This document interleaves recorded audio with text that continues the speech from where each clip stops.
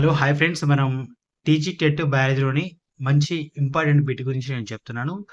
రవత కకుప్రజ KPC ఓఎఫ్‌జిఎస్ అంటే ఏంటో చెప్తాను.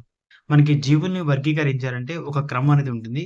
సో, వాటిని ఒక సోపానాలుగా that means hierarchies order of classification అంటాం.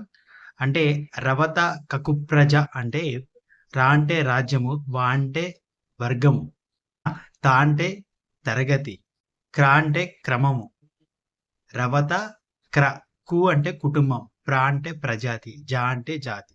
రవత కకుప్రజ. ఓకేనా?